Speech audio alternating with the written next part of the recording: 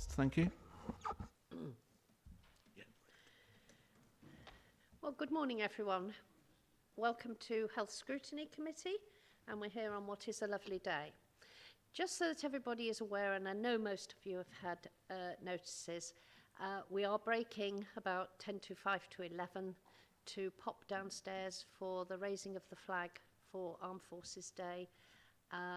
Visitors are very welcome to join us outside at the front, at the back, and we'll be a few minutes and then we'll pop back again. All right, so welcome everybody. And first of all, we'll start with noting the appointment at full council of myself as chairman and Councillor Bethan Eddy, who I welcome to this committee, as vice chairman of the Health Scrutiny Committee. And then we have all of you mentioned here, Mike Adams, Sinead, Callum, Steve, but I think we have a substitute, Eddie, David, and John, and Michelle, and John. So welcome everybody to the committee, and we'll move forward from where we left off. We missed last month's meeting, so we're picking up from 2 months ago. We also have the terms of reference, and I'm not going to go through them, members. I'm assuming you have read them. The recommendations of the terms of reference are that they're noted, and I'm sure most of you note them. Minutes of the last meeting, members, do we have any problems with that, or can I sign them as correct? Everybody? Right. Apologies for absence, please, this morning. Thank you. We have one apology this morning, which is Councillor Carr, who's being substituted by Councillor Purdue-Horan. So welcome, Francis, to this meeting. And just so that all members know who else is in the room, we have Simon Whiteman, who is the Director of Reconfiguration for Reshaping Services in Nottingham. That's a very big mouthful, Simon. Yes, I think you could think of a shorter one than that, perhaps. We have Sarah Collis. Welcome, Sarah. You're mobile now at long last. Who is representing us from Health Watch. And we have Alex sitting on the back row. Good morning, Alex. Yes, you come in, make yourself comfortable. Who's the Director of Communications at Nottingham and Nottinghamshire CCG. Welcome, Alex. And then sitting back here behind me is Joe, who most of you know, Joe Toomey. And then we have Martin Elliott, who I haven't had the pleasure of meeting yet, but welcome, Martin, to this committee. He is the Senior Scrutiny Officer, so welcome.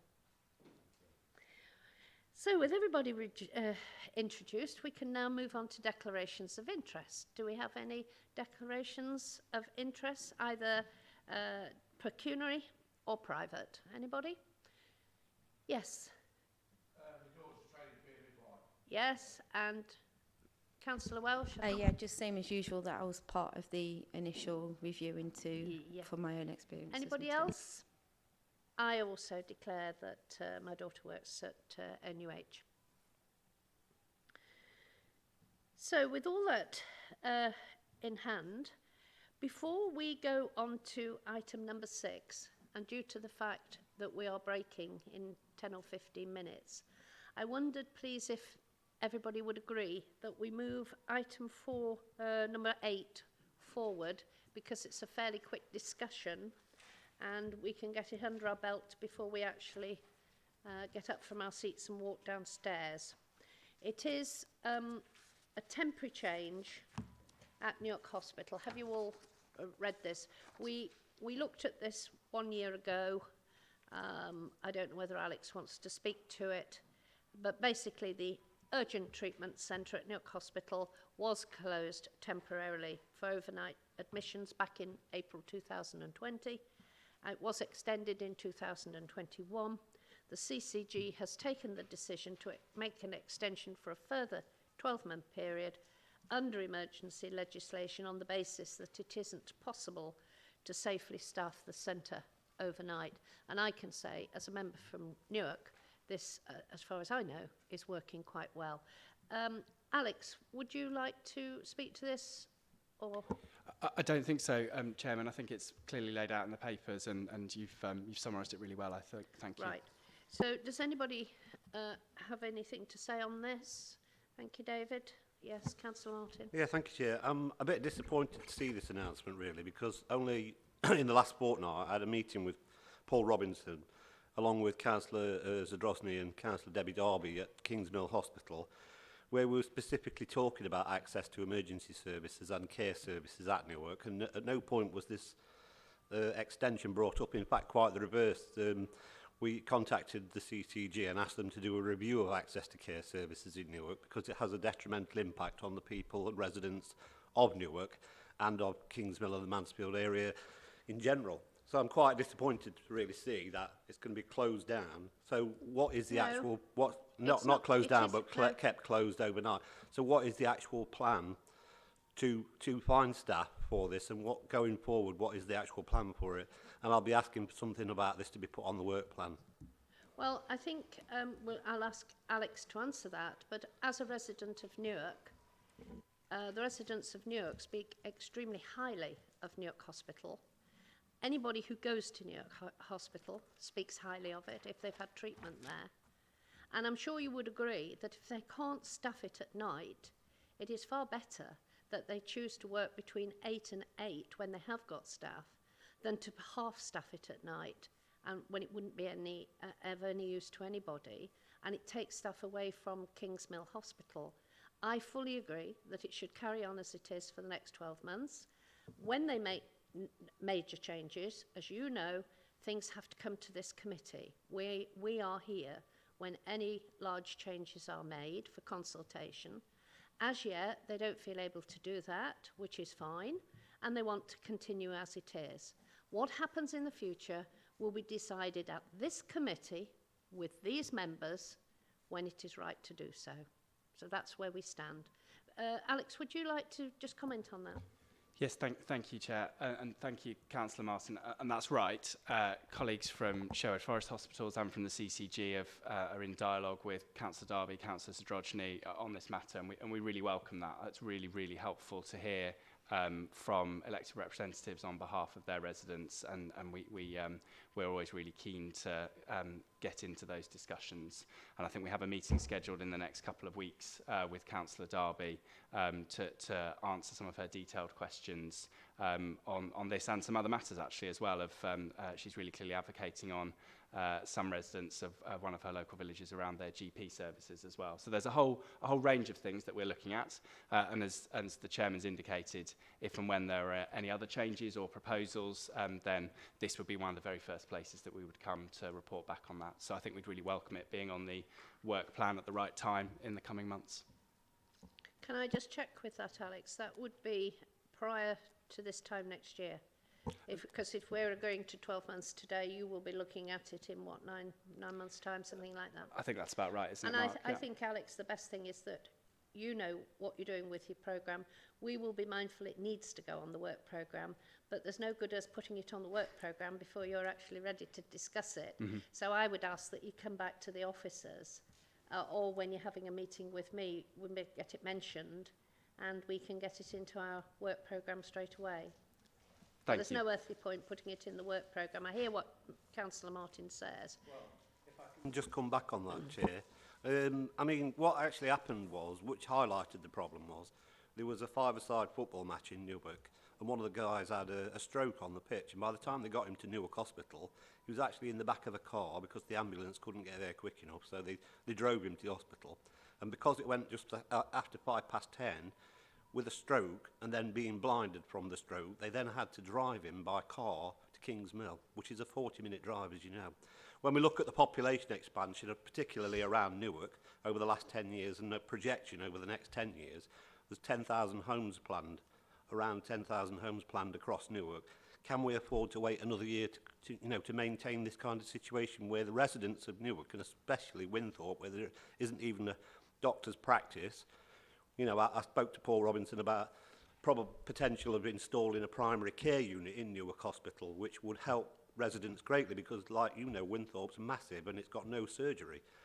You know, how long can we kick this can down the road, so to speak? I'm not trying to be political about it, but Newark is the largest area in Nottinghamshire that has the worst facilities overnight, and they're relying on Lincoln and Mansfield. Right. I'll bring Alex in on this, but from my point of view, if I had a stroke, I'd much rather be taken to a bigger hospital than a small hospital that hasn't got the facilities. And basically, you're asking how long it will last. It will last until they've got staff. And you know from other discussions we've had, there is a lack of staff. And they can't, I mean, I'm not answering for Alex, he'll say it, but I would hate to think I was going to a hospital which wasn't properly staffed. I'd much rather go to the bigger unit. But Councillor Welsh would like to come in. Yeah, I don't think it's helpful in any of these things to be political about it. And I have to say there are people in this room that know a lot more about what's going on in Newark hospitals than what I do. But I suppose from an outsider and kind of a genuine question would be, since April 2020, there has been a staff shortage. How is that going to change within 12 months is what I would say. Are we actually saying in 12 months, really, unless there's a significant amount of changes, we're going to be looking at keeping it closed again? And what are the alternatives? Because I also understand what you said, Sue Saddington, but when you do hear some of the personal stories about how long it takes people to get the medical treatment that they need because there's a staff shortage at a particular hospital, I think that is concerning, and it is concerning to the general public. And I don't think we need to make this any bigger than what it needs to be. And I will take on board what everybody else was saying. But you know, my concern is sat here in April 2020, it was closed because of staff shortages. We're now in June 2022, and that situation hasn't changed. So my question would be, why hasn't that changed, and will it change, and how will that happen? Those are the questions for me that need to be answered, because I don't want to sit here and say 6 or 9 months time and you come back and say we're still short of staff. I think it'd be really useful for us to know in some capacity what is being done to, you know, and is it on the plan for long term, or are you looking at transferring it permanently? What are the real plans behind this? Because I'm also fully aware that behind everything you'll be looking at alternatives. And whilst we don't need to know those alternatives necessarily today, it would be useful to see how you're going to move forward with that. And I do think it's important that people do bring those personal stories to the forefront, because they're ultimately the service users, and that's why we're here. Alex, would you like to answer that? I think what rings somewhat alarm bells to me is when they can't get an ambulance. They have to go to Kingsmill or Lincoln or here. They can't get an ambulance. That is the problem. People being hoiked into cars, probably with a heart attack. I think we need to know that the ambulance can service New York Hospital under those circumstances. Then I think there would be some relief to people to know that if they need to be taken by ambulance, there is one available. But you answer.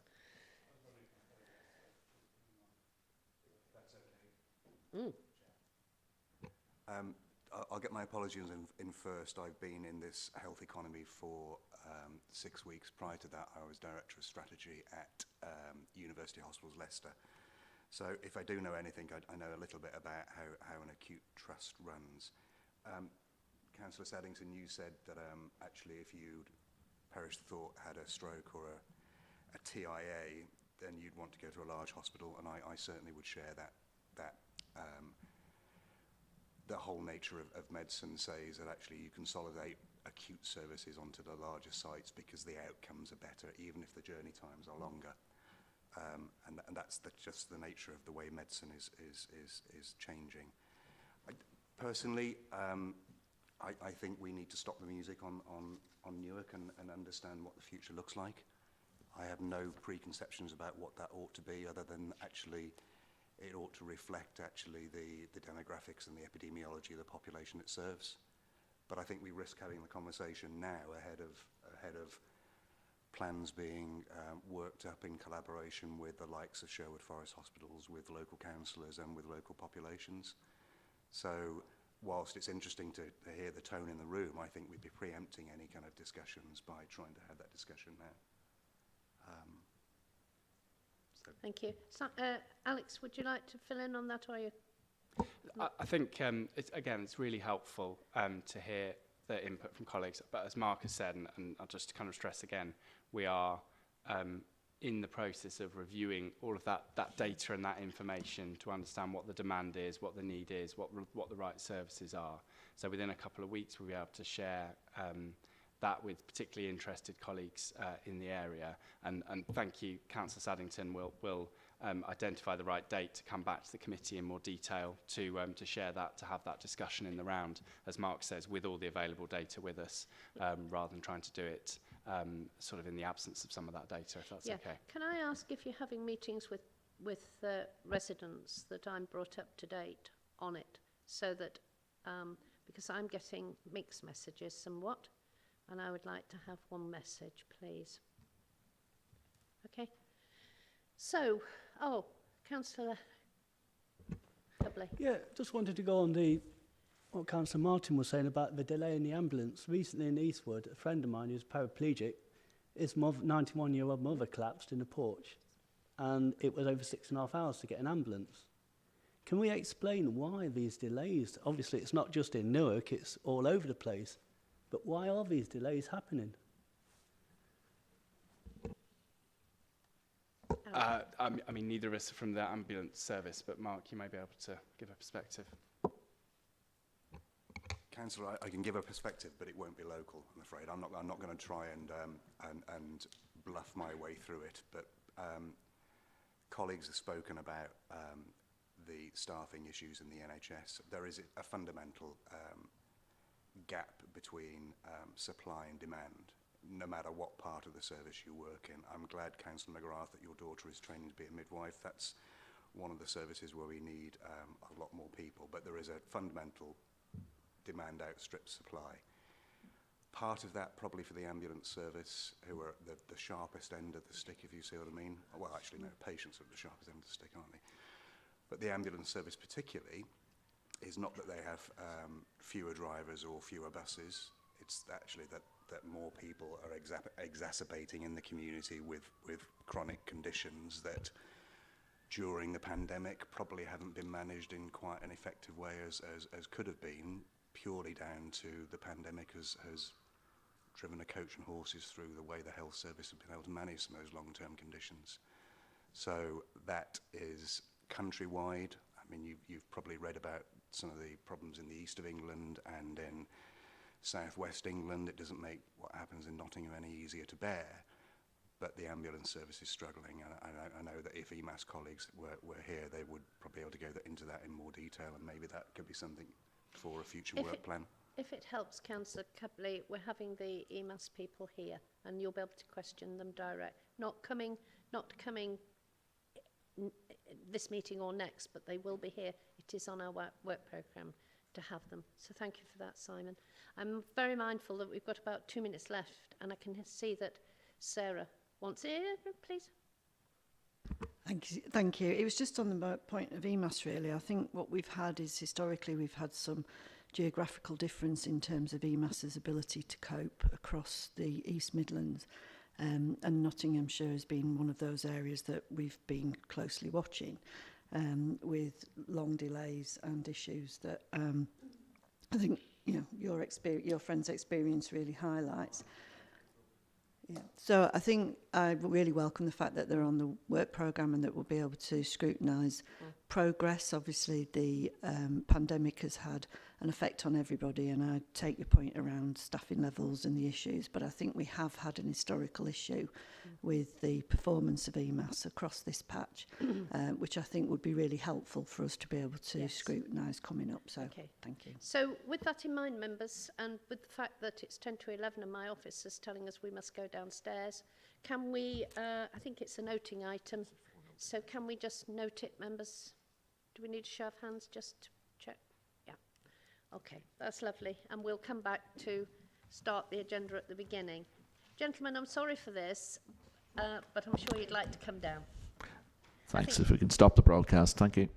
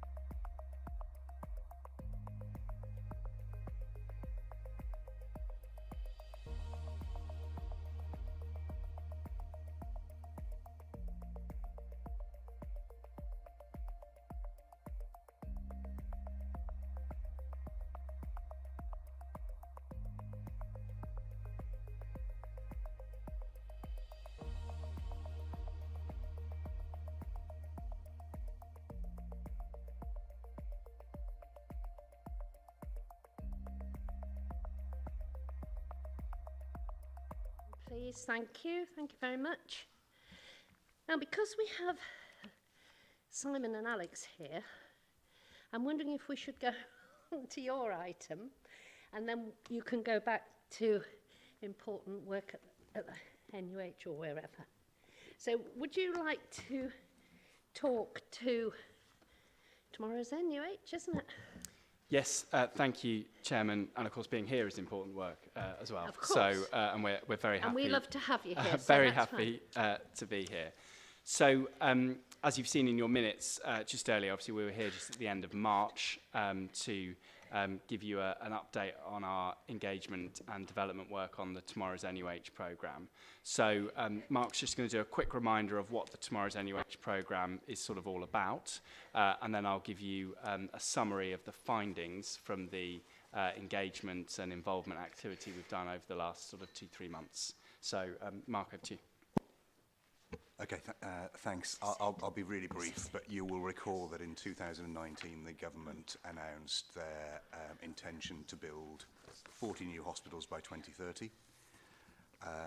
This is the new hospital programme, aptly named, and amongst that cohort of 40 hospitals you have Nottingham University Hospital Trust as one of the lucky beneficiaries of that programme. Essentially, the programme is there to sort out a combination of failing infrastructure across the country in terms of NHS acute estate, and also to try and get what would be an optimal clinical configuration in hospitals up and down the country, and not least in Nottingham. And what I mean by that is that sometimes outsiders looking in at the NHS will look at an acute trust and will think, well, that's been designed to be like it is. Most acute trusts have not been designed to be like they are. They've kind of evolved with a little bit of science and a little bit of luck over the kind of 74 years of the NHS's history, such that when trusts merge, as happened in Nottingham in 2006, what tends to happen is you get duplication, even triplication of services, and you get services that ought to be run next to one another, then they aren't, because it's evolved rather than been designed. My previous life in Leicester was a typical example of that. We had 3 intensive care units at 3 hospitals, the General, the Royal and the Glenfield, and we found it really difficult to staff them, and actually we couldn't get the critical mass of intensive care into the sites where they needed to be. And Nottingham hospitals suffer from some of that in exactly the same way. So broadly, the plan for the reconfiguration of the hospitals is first to separate emergency and elective care. So in other words, the emergency blue light stuff that goes into A&E and the elective planned care. And the reason they want to do that is absolutely sound. It is because actually when emergencies are running hot, they overspill into elective care beds and patients have their operations cancelled, because the NHS will always do the emergency stuff first. So the plan is we consolidate emergency care at the QMC and create at City Hospital an elective centre of excellence, which ring fences all that elective work. So even in the teeth of a pandemic, God help us, it doesn't happen again, the elective work continues. And if you remember the headlines during the pandemic, even cancer operations up and down the country were being stood down because we were flooded out with emergencies. So that's a key component of the plan. The other key element of the plan is to do a similar kind of consolidation with maternity services. So at the moment, as you will know, maternity is run out of both the City Hospital and the QMC, about 4,500 births at each unit per year. That's big. It's probably one of the biggest in the country if you combine those numbers. But actually, it's very difficult to run that effectively. I'm talking process. I'm not going to get into the maternity review because I don't know enough about it. But from a process point of view, it's very difficult to run effective, efficient, quality, safe, humane maternity services when you're constantly struggling with staffing across 2 big sites like that. So the plan is to pull those together, create a new state-of-the-art women's and children's hospital called a family care hospital, with maternity and children's services, including neonates on site, and that would be at the QMC. There are other bits and pieces around that, but that's kind of the headlines. And I'm not clinical, but I've worked in hospitals for a long time, and when I looked at the plans, I kind of thought, actually, it just makes complete sense, and about time that it happened. And I think personally that NUH have played a bit of a blinder in terms of there are somewhere in the region of 160 acute trusts in the country. All of them would have wanted to get onto that list of new hospitals, the 40 new hospitals. So somewhere in NUH, someone has done a really good job of actually making sure that they're on the list. And I think it will benefit not only the hospitals, the wider health economy, but also the wider economy, because whenever you do a big capital build like that, the multiplier effect helps with economic regeneration, job creation, learning, education, and all the rest of it. So I think it's from my point of view, a good news thing all round. Thank you. Alex, did you want a word? Yeah, thank you. Thanks, Mark. So if we could move on to the next slide. Because whilst Mark has rightly described what we're excited about and confident that we've got a good set of proposals here that have been really developed with the expert doctors and nurses and other expert managers, it's right that we check with the public and with colleagues like you and with other stakeholders to make sure that we've got it right or change if we haven't. So during April, we heard from nearly 2,000 people through a range of methods. So we did in-person briefings, we did an online survey, we ran a series of public meetings, we attended specific interest groups, we had a telephone survey available, we captured people's feedback on social media. So nearly 2,000 people fed in their thoughts on the proposals that we've just outlined. And 78% of people were supportive of the proposals that were put forward. So that's a really helpful kind of endorsement of that overall sort of set of proposals that we've got in front of us. But I'll go in a minute into some of the detail that sits behind that with some of the particular areas. And if I could ask you to keep that 78% in mind, because you'll sometimes see some numbers that are a bit higher or a bit lower when we look at some of the specific areas within the overall proposals. But the key thing is we've heard from a good chunk of people, a good range of people, and well over 3/4 of people thought that we were broadly on the right track with the proposals that we've got here. So, family care is one particular area that, if we could have the next slide, it's churning away, there we go. So Mark's touched on the kind of proposals around family care. So we do currently operate 2 maternity units, one at QMC and one at City, and there are a number of occasions where families and babies have to be transferred between those 2 sites. So the proposal to create a family care, purpose-built hospital on the same site as the emergency location, so it will be at QMC.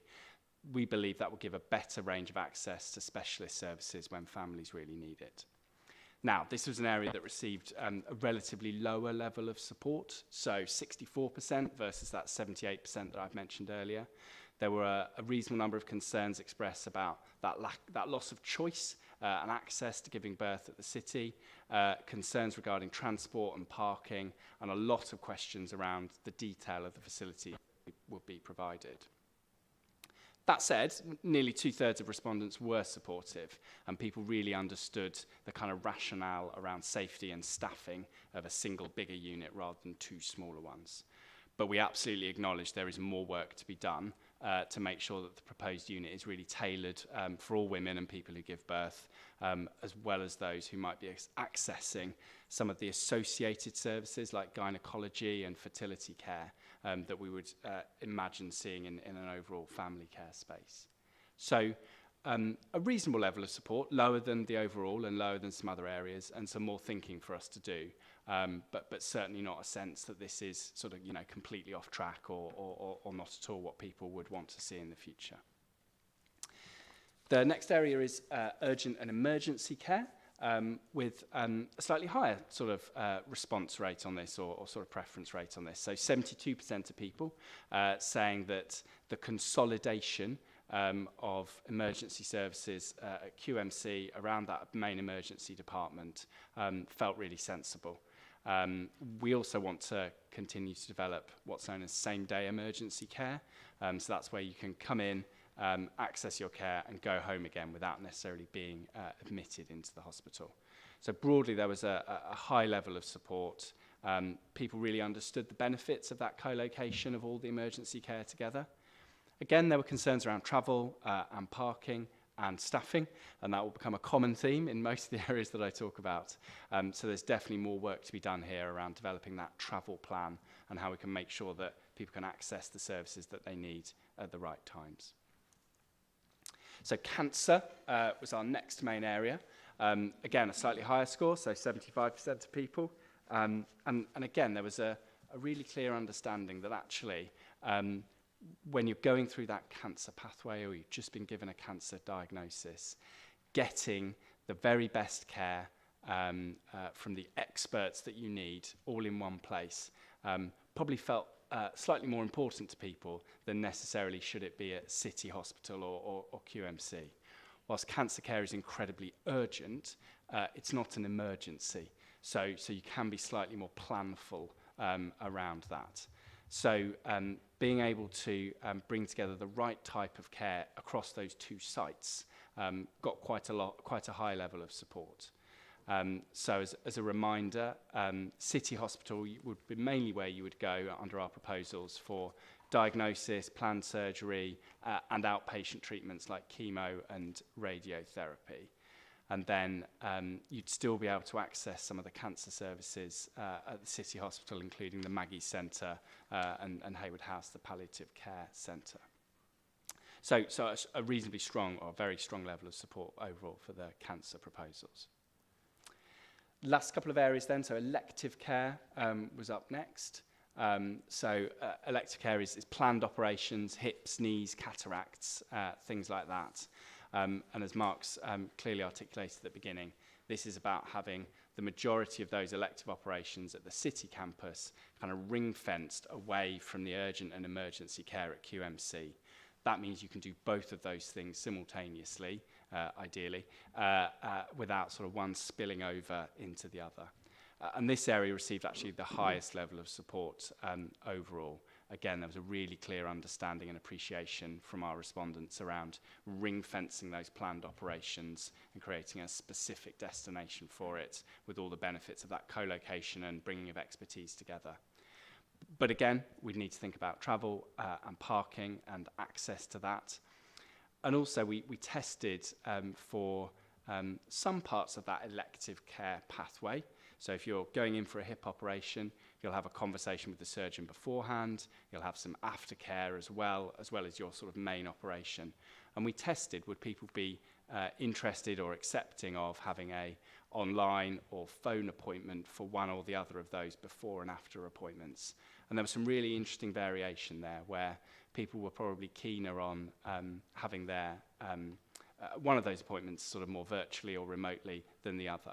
So there's some thinking about how we can continue to offer a sort of blended approach of in-person as well as remote appointments, because that doesn't work for everyone, but for many people it is more convenient. And then finally our outpatient care, which got again a kind of slightly lower set of responses here, still nearly 70%, but a bit lower around, again, the idea of consolidating outpatient appointments into one place. So you could have 2 or 3 blood tests or scans or other tests all at once, rather than having to go, come back to your GP, go again, come back to your GP, trying to do it all at once, both on the hospital site and also out in the community. So this did get a reasonably good level of support, but a bit lower than some other areas. And some of the concerns raised were around transport and parking, but also a bit of unclarity around how the GPs and other health and care professionals not in the hospital would interact with the hospital teams to make sure it did all join up. And again, some concerns around how remote appointments or telephone or online appointments might work in practice. So just to summarise then, final slide I think, what we've got here is a really rich set of data, and you've got a sort of summary version in your papers. We've got now reams and reams of data from across this exercise and also the listening exercise we carried out in late 2020. Nearly 2,500 people now have taken the time to give us their feedback and their thoughts on these proposals. So I then have the pleasure of effectively handing all that insight and information over to Mark and his team to say, right, how do we refine, improve, adjust, make this better and even more fitting with what our populations want. We're also going to feed back to all those people that took the time to give us their thoughts so that they can be clear about what the overall findings were and what we're going to do next with it. And all of this then feeds into a more formal public consultation, which will probably come around the first quarter of next year, when we've gathered all this information again, had another kind of go through the plans and really kind of made them as best we can. That's when we'll come out again and more formally consult on a firmer set of proposals before hopefully making a final decision just after that. So that's everything we wanted to say. Hopefully that's a useful summary, and welcome whatever discussion. Thank you very much. Before I just pass it to members to have a word, Mark, I owe you an apology because Noel has put Simon on the paperwork and just confessed to me that you're Mark. And if I looked at your name tag, I could see you are Mark. So I'm very sorry for that. Apologies from Noel. Blame has been established. We can move on. Right, we can move on now. We've done that. Just one thing before I throw this open to members, Alex. I can see what you're doing, and obviously it will go through a consultation and you will get even more thoughts from everybody, including this committee. And I notice that you are relocating the, the colorectal department starting, was it October 22? So we're discussing this at our July meeting because it's a major change to the service. But whilst you're doing this, you're bringing more people into City Hospital and Queen's. And the major problem that we as members hear is that there isn't sufficient parking. And I think, whereas you might be thinking you can do the parking last, I think it needs to come first, because all these people have got to get there for various appointments. You've got staff working there in staff cars with the city. You haven't got the tram that you've got at Queen's. And I think you'll hear from members in a minute, but I would say it is the major concern, particularly to this committee, that you may start new services in one or the other, but you haven't actually got the capacity for cars. And I think this, I'm sure it will come out from members, but I do think it needs addressing sooner rather than later. I mean, it's a major headache going to Queen's or City and trying to find a car parking place. So that's my thought to you. I will open it to the committee. Councillor Bailey. I've got a mental blockage on people's names, I think, this morning. Thank you very much. So, yeah, just picking up where the Chairman left us in terms of transport and parking. I know it's I think it's page 27 on ours, but page 4 on yours, in terms of the recommendations, conclusion 3, recommendation 5 and recommendation 6. So recommendation 5 is consider travel impact when further developing the proposals and work collaboratively with Nottingham City and Nottinghamshire County Council to develop a travel plan for patients. Now, just reading through the consultation, you mentioned that quite a lot of people have raised transport and parking as an issue, and I know it's in some of the quotations provided as well. Quite a few concerns have been raised. However, I'm not quite sure the recommendations actually go all the way in addressing these concerns. So, for example, the only real reference to what I can perceive to be almost a proactive approach to addressing this is considering the travel impact. Now, of course, you can consider as much as you like, but that could just be acknowledging after the fact that it may cause a problem. So I'd like some reassurance in that you'll be working proactively with the local authorities and the community to actually working to address these for the future in a long-term basis. And I notice in terms of developing a travel plan for patients, now, if these two are almost the two items to address these concerns, I'm not sure that's quite going far enough. I don't know if you've got any other considerations when you're going forward with these proposals on how to address the parking and transport issues. or if you'd be considering them for the future recommendations. Thank you very much. Thank you, Councillor Bailey. Do you want to answer each question as they come, Alex and Mark, or would you like to? No, it's up to you.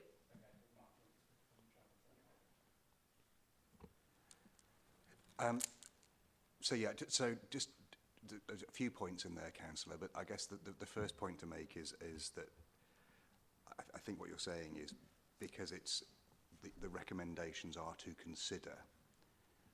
That's not very hard-nosed, is it? That there's no kind of hard and fast plans there. I make no apology for that, because actually it's not the time for hard and fast plans. There's more work to be done, and that's what we'll be consulting on when those plans look a little bit more concrete. And they will necessarily have to be kind of done in conjunction with highways, with your planners, and with your townscape people, both, I say yours, both county and city.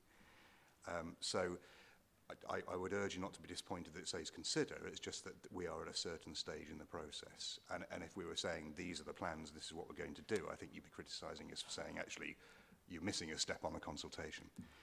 As regards car parking coming first, you're right. So one of the first things we are and notice the language I'm using. I'm not from Nottingham University Hospitals. I work for what will soon be the ICS, the ICB. But I'm already getting into the language of the new NHS, which is we. We are in this together. So anyway, we will be looking at car parking at Queen's as one of the first things that will be a key enabler to the rest of this project. Not least because actually, well, we all know that it's very difficult to park your car in any hospital in the UK. And Queen's is no exception to that.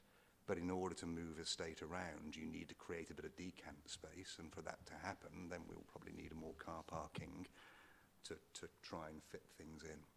So car parking is very, very front and centre in these proposals, whilst also recognising that within the new hospitals programme, and within Her Majesty's Treasury kind of rules around how you make these big capital schemes work and work in the wider sense, you have to have one eye on the environment, on noise, on emissions, on particulates, etc. For all the reasons that you'll know and understand as obvious. But I think that the headline is essentially, please don't criticise the fact that it's actually not nailed on yet. That is only as a kind of, this is a point in time, and there's a lot more work to be done. Thank you. Councillor Bailey. Yeah, I think sorry. You want to come back? Yes. I think that almost reassurance that it will be looked at as a big issue that's going to be at the forefront. I think that reassurance, is welcome by the committee, but also residents. I'm not familiar with the site itself, so I'm not familiar with the particulars, but I'm sure other colleagues on the committee may be more familiar. So I'll end it there. Thank you. Councillor Adams. Thank you. And yes, Councillor Bailey, I've talked about it in the last meeting, but I used the circle. What was the circle? Now there's something. Thank you. Its new name. And the fantastic thing, as I mentioned before about that, is that as an outpatient, you're in, you park up, you get your ticket, you go upstairs, you do your thing, you get in the car, you leave. There's no, right, I've got to find a car parking space. It's 14 miles away from the place I need to be. I've got to get a taxi back to the hospital, effectively, to where I've parked. And I think that's the thing. And I think that level of relief when you're visiting somewhere that, let's be honest, in most cases, it isn't every week. It is once a year, maybe a couple of times a year, whatever. And specifically with maternity and the urgency that, as I was, my two are 7 and 9 now, but it was a while ago now. But I remember that journey, and I remember being concerned about when we got there, is my ticket going to run out? Do I need to run down and put another £1 in? There's obviously key times when my wife would not have been happy for me to have to go downstairs and put £1 in the £1 in machine. So I did wing it. But it would be nice that, it was great. The nurses were very supportive as well about that. They were like, look, don't worry about it. If anything happens, we'll make sure it's sorted, which was fantastic. But you almost think to yourself that somewhere there's got to be an answer that removes that necessity for the nurses to be extra kind to us about parking, you know, and we should somehow be able to accommodate that. And whether we do that in a technological way, or not. But just further moving on to the issue of parking, and you know, Callum is right. It's such an important thing, and and I know Councillor Sallington said the same thing. And getting that right at that point, that's the first sort of impression of the hospital I think you get. You know, it's that first if that first step's stressful, arguably you're adding to that stress, that experience for you for the whole time you're there. And I think that's why it's so important that it is quick. It's something you don't have to worry about. You're not added to the additional reasons you're there. You know, and I think that's really important. And although, yes, I can't disagree about, you know, environmental challenges, I think there's got to be a realism in this as well with regards to care, that if you've got to get there and you've got to get there in a car, you've got to get there in a car. You know, I literally can't imagine what the journey to the maternity hospital had been with my wife if we'd been on the bus in that situation. I dread to think what would have happened, and you know, so I was incredibly relieved to find that. And you pull in, you take your ticket, you get in the parking, you know, whatever.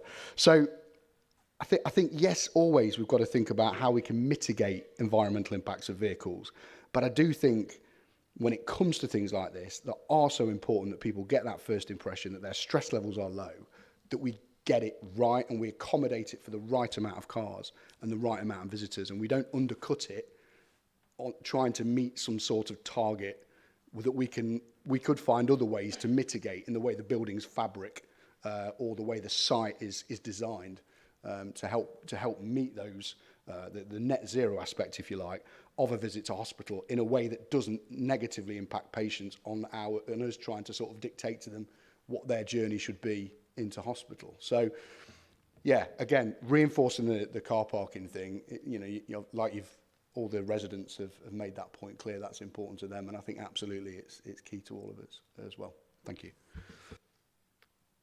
Councillor Cubley. Yeah, just on page 22, I think it's a typo, or we're going to need a time machine to go back. Formal consultation, December to March 2022.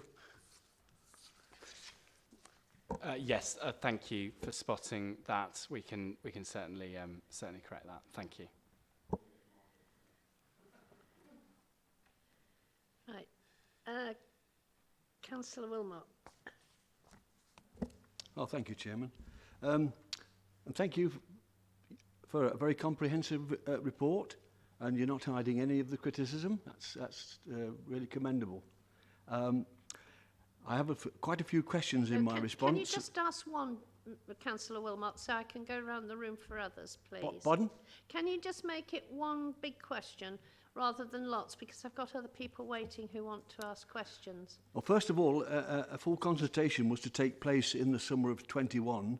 Now it seems that it will take place in October, December 22. Just why the long delay? And the criticism received on the lack of specific detail at the pre-consultation engagement stage, has that been addressed? I remember a few years ago going to a consultation about the NHS with the CCGs, and I hope it's a better consultation than it was then, because many of the questions that were put to the organisers at that time never just failed to get back to us. We all know that the CCG has a statutory duty to involve the community in its consultation. Looking at Appendix 1, page 56, the engagement figures show that the number of meetings is commendable, but the number of attendees is disappointing. 1,948 out of a population of 850,000. I just wondered, do you feel that this can be a fair reflection of what the people of Nottinghamshire think? Actually, without Facebook, it would have been a pitiful response, and yet you say you feel it is a strong base in which to refine and develop the proposals. Well, although there were positives in this report, can you tell me what response you're going to have to the concerns raised about the potential negative impact on patient choice and the negative concerns on the co-location of specific services? There are also concerns about the negative impact regarding public transport issues, which we've talked about. Car parking and travel times, these issues came up all the time. And it doesn't matter what things we are getting involved in as councillors. Car parking and cars come out day after day after day. And we've got someday somebody will think, well, we've got to sort this out. Can I say that there are serious concerns about the proposals that would impact on staff. And there were some negative comments around the use of remote consultations and virtual appointments. And finally, there were some negative comments related to equity of access and digital inclusion or exclusion, and the negative impact that would have on some groups and communities. How are you going to address these concerns and others in the report? I hope when the final consultation does arrive, there will be a better response to this document than the last one. Thank you very much, Chairman. Which one of you is going to answer? So I think if I pick up the sort of technical questions around the timetable and the response rates and so on, and then hopefully Mark will be able to talk about how we're going to respond to some of the sort of meat of the kind of issues. So you're right, Councillor Wilmot, to spot that the timetable for our full public consultation has changed. It's drifted out, and we sort of make no bones about that. It's important that we get this right and do it right, but do it quickly enough so that we're able to provide the response to government and Treasury that's needed. But I would much rather take an extra few months to really refine our proposals and get this right before we go out, rather than sort of rush at something. And as part of that, we've taken some extra time in the run-up to this part of the process to work with some regional bodies, so the Clinical Senate, and also working with staff who work in the hospitals to make sure that we've really kind of got everyone's input before we sort of do go out there. So you're right, the timetable has gone a bit slower than we might have originally hoped, but that's for good reasons, to make sure we're getting all the right inputs so that we're proposing the right things. And then in terms of, is this group, are these responses representative? Do we have enough? I'd always want more people to kind of feed in, and we're always looking for new ways of doing that. Some of this activity was run at quite a strange time. It does feel like quite a sort of a weirdly long time ago that we still had a number of COVID restrictions in place whilst this activity was going on. So I don't want to use that as an excuse, because I think that's sometimes a bit lazy. But we were operating in quite a strange world where we had to run quite a lot of activity online rather than face to face. So I think 2,000 is reasonably good. It's pretty much representative of our populations. We could do with a few more men responding, but it's not bad overall in terms of representative sample. But we will want considerably more. So we've got about 2,500 responses now over these two phases. I would want to see 2 to 3 times as much of that again when we do the formal public consultation. So as I've said previously, I'd be keen to come and work with the committee to help you to help us to boost those numbers as much as we can. And I'll hand to Mark for some of the sort of detailed points on the response. Okay, thanks, Alex. I mean, it's so car parking again was one of the key concerns, Councillor Wilmot. I mean, I've got to say there isn't a hospital in the country that has anywhere near adequate car parking. My children were born in Chelsea and Westminster. God bless them. And I don't know. I mean, that's just off the King's Road, and there's not a chance you can park your car. If you're one of the royals, then maybe that's the way to do it. But the point being that if you go outside of the major shopping centre in Nottingham, then the next biggest public space is the hospitals. In terms of footfall. So it's somewhere in the region of 1.3 million people will visit those hospitals every year. 70% on average is the numbers of people who make those journeys by car. And you just do the maths and you realise you probably need 4 or 5 football pitches in order to be able to kind of park your car. So it's always a balance in the NHS between adequate car parking for those people who really need it versus versus the alternative. I personally think that the way the NHS is going in general, and this is, again, please don't apply this to Nottingham in particular because our plans aren't formalised yet. But if you think about, and this is the second point of your question, Councillor Wilmot, around other methods of appointments. So by far and away, the numbers of people who attend hospitals, if it's 1.3 million, 70 or 80% of those will be for outpatient appointments. It won't be the inpatients or the ambulance visits. The model of care for outpatients in the NHS has not changed for 74 years. And it essentially says the clinical resource, the brains exist in these big places called hospitals and will bring all the patients in. No matter what the rural transport networks are like, no matter what the road links are like, and no matter what the parking is like. So it's kind of at the NHS's convenience. And that's been the model for years and years. The opportunity by thinking again about how we do outpatients, using technology in some places, or just simply a phone, or exporting some of those appointments to places like Newark, gives us an opportunity to decongest some of the hospitals for those patients that don't need to be seen in a busy emergency acute setting. One thing that stuck in my mind when we were looking at this in a different setting was the Royal College of Physicians, and they're really handy, the Royal Colleges, because they're kind of a union for their own members, but they also do some really good research work, and they did some research with older people, older, frailer people, brackets, the kind of people actually who are most often attending outpatient appointments. And a third of the people that they surveyed reported feeling worse after their outpatient appointment because the journey took it out of them. So we've got to find a different way of doing some of this stuff. It doesn't mean for those people who don't have digital access that they're excluded.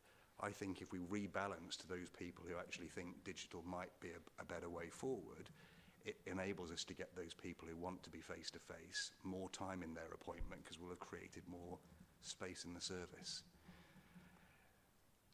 I'm sorry, it's a bit of a long-winded answer, isn't it? But what I'm trying to say is actually it's not digital good, digital bad, face-to-face good. It's got to be a mixed economy for those younger people who might appreciate digital because they have to take time off work versus those people who actually want to have that reassurance of face-to-face appointments.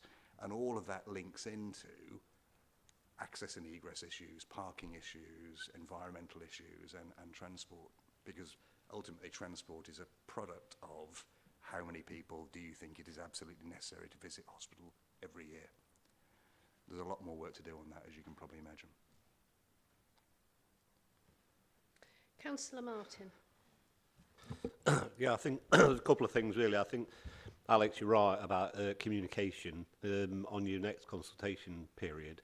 The county council is a good conduit for that because they've got county councillors all over the council, over the county, and and that is it. But we're labouring about the point of transport, particularly on staff as well, because both sites are quite completely unique. City Hospital is like a myriad of little buildings and car parks everywhere, and yet Queen's Medical, by virtue of its size and its enormity, has got peripheral parking around it. but Queen's Medical is served by the tram network, and that helps people. Because I know elderly residents where I am live in fear of coming to Queen's, but since then now they can get dropped off at Hucknall and get on the tram and get to it. That's a real boon. And I think perhaps NHS, you're right, because their primary directive is care and not car parking. So that's the way it's always been. And we'll sit here all day long and talk about car parking, but their primary directive is care.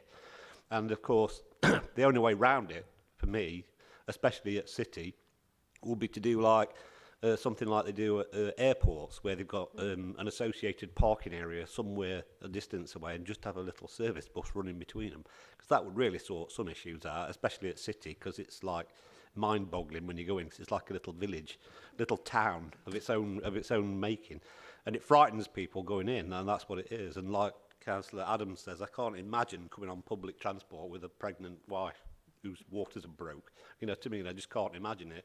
So you've got this diverse capacity you've got to deal with, but not just for the members of the public. It's more about your staff as well, because moving them from one site to another can put quite a few of them off, and we've already alluded to the fact that getting staff is a difficult issue, especially in this climate, and it's only going to get worse, I think, you know, and the mix of digital and face-to-face is quite important, and the further we go down this line, I think the more digital we'll get, and I think that's the way it'll go. But car parking really is a major issue, even though it's not a major concern to the NHS, it is to the public.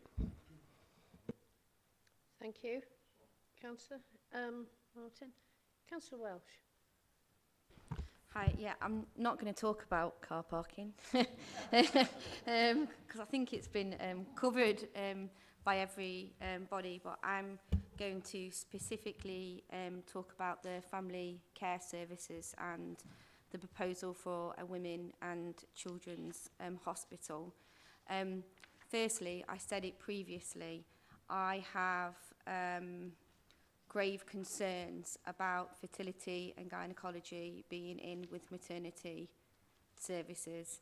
As part of the women's group that I'm involved with, I did mention this to them, and a lot of them have been through fertility treatment, and a lot of them gynecological appointments where they've come out and been told the chances of having children are very slim, or they've come out and they've had another failed fertility attempt, and then to walk out and see a lot of people with babies. They're not jealous, it's just about preserving those feelings and being respectful to those women and partners, and I think that's something in the current climate especially that NUH needs to be very, very wary of, because I think if you did make that decision you would get a lot of criticism, and I'd be more than happy to get some people to perhaps come and talk to you about some of their experiences and how that might link into how you actually do that. It might be that it could be on the same hospital, but it's a total separate entrance, or how you actually do it, I don't know, but I would really want you to thoroughly consider how that is done and take into the consideration of their feelings,